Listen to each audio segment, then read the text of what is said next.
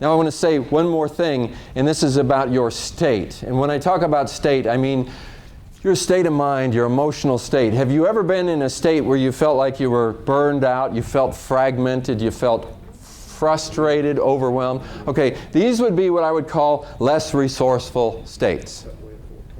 And a lot of times you get into these states. And one of the things I do in my coaching when I'm working with people is teach them how to manage their own states. Now, most people do not know how to manage their own states. In other words, if they're burned out or frustrated, they don't know how to change that. If they're overwhelmed, they don't know how to change that. And once again, they do all the wrong things.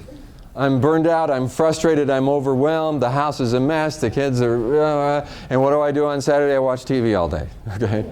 That's probably the wrong thing, okay? So, one of the things that you can do when you're overwhelmed is to pick one project that is short duration, but that is important, and that afterwards you have a sense of satisfaction.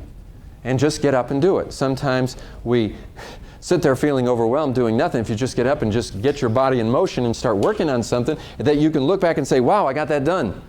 Then you get encouraged by it, and it helps your state to move along. And I work with all kinds of things to help people in states. Now think of somebody who's clinically depressed. Have you ever known a depressed person? I mean, really depressed. They cannot change their state. They don't know what to do. They could go to therapists, they still can't change their state. They can take all kinds of drugs and things, they can't seem to change their state. That's sad. Okay, now, if you're not a depressed person, but then just from time to time you get into these moods, is it possible to change your state, or do you just have to wait it out? That's a question. And what I do in my coaching is I teach people how to move themselves into more resourceful states, where you feel more enthusiastic, the positive energy is flowing, where you can get focused, energetic, creative. And the thing is, when you're in states like this, you see opportunities that you don't see otherwise. You see possibilities that you don't see otherwise. And this breeds more stress. And for people to learn how, we learn at an early age, as I said before, so many bad habits.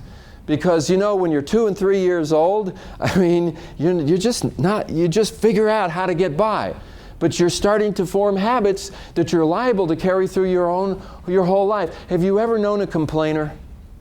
I mean, a chronic complainer. They just complain all the time. Don't ever go on a road trip with that person. They will drive you nuts. I mean, they just can't help. They complain about everything. It's a habit. They started early. It's not good for them. It puts them in a bad state because when they complain, they kind of work themselves into they don't even realize that they're doing it to themselves. They just haven't learned how to operate this machine. I kind of look, this body, this mind and stuff, it's a biomechanical machine that we are born into. And we don't know how to operate it. We don't know how to change our states. We don't know how to get into habits that are fulfilling for us, that are good for our health, that help us to be more productive. We just break all the rules. And some of the things that I had in that questionnaire are things about exercise and diet and things like that. Does that have something to do with your state? Does that have something to do with your ability to be more resourceful and to get more things done? Absolutely. If you're tired and you're burned out and you have a poor diet and your health is bad, all these things sort of work on you.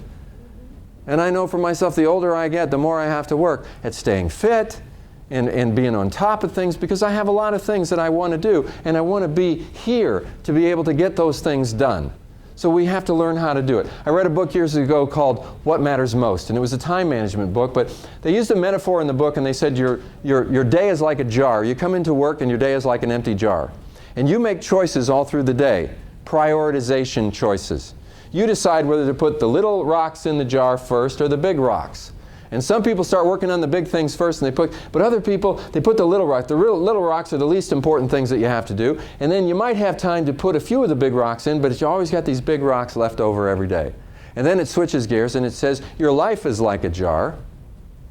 You have the opportunity through the course of your life to make choices as to what you're going to do with your time. The little rocks are just the little things, the less important things. The big rocks are the things that really have meaning, that really have importance to you. Don't get to the point at the end of your life where you decide to write your autobiography and you give it the title, How I Wasted My Life. That is a life of putting little rocks in the jar day after day after day after day, not realizing what you're doing. Time goes by really fast. Prioritization is not just for work, it's for home, it's for your whole life.